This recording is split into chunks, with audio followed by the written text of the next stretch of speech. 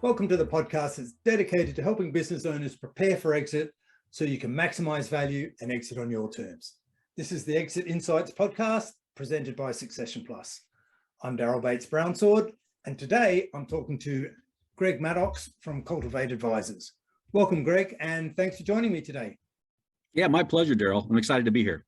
Yeah, great stuff. So, Greg, you're an exit planner yourself. You're based in the States, in Chicago. Yeah. And you've been doing this for what, 10 years or so? Yeah, a little more than that. Yeah. So what we've learned, so we're based in the UK.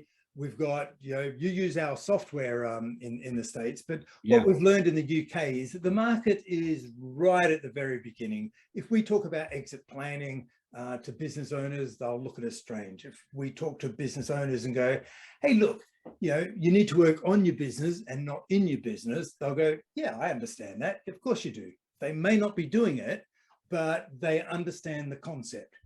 If we say things like you need to prepare your business for exit, you need to get exit ready, they'll say things like, well, I'm not planning on leaving my business yet. I'll do that just when I want to exit. I'm 10 years off that. I don't want to do it. So it's a brand new industry over here.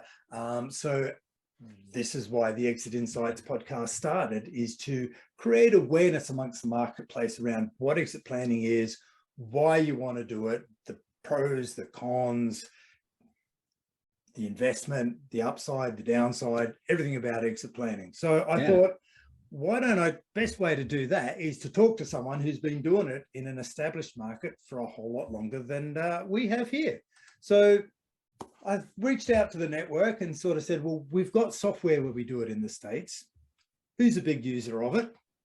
Let's go to Greg. Let's have a conversation with Greg. So perfect.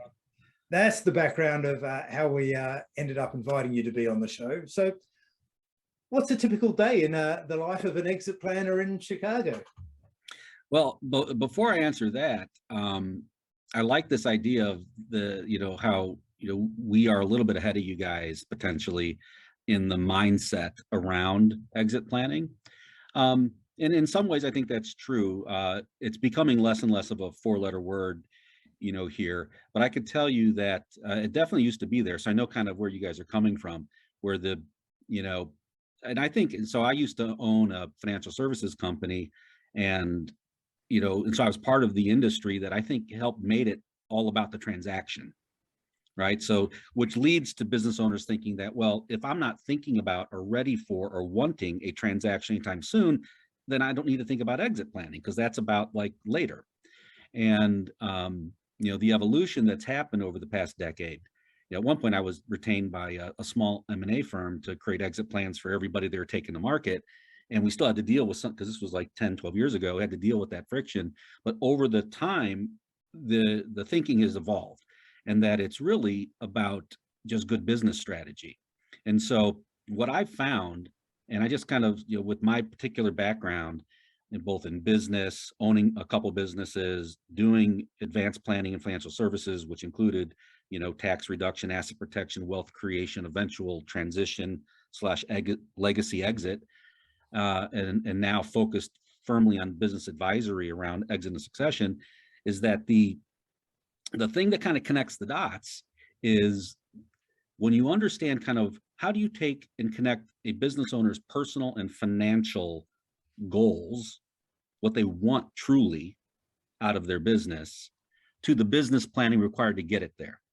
And what I've just described for you is exit planning, but that might not be the way that somebody hears it, right? So so a typical day in the life for me is I'm working with business owners, and then we have a bunch of other advisors in our firm, 80 plus, and so there's a lot of collaborative work happening too. But we're working with business owners on the very first thing we do is help them identify what I call their freedom point, which is the value at which they could sell their business if they wanted to, and walk with enough money after taxes, fees, when they add that to the pile of resources they currently have, that those two things equal enough for them to do whatever it is they want to do next.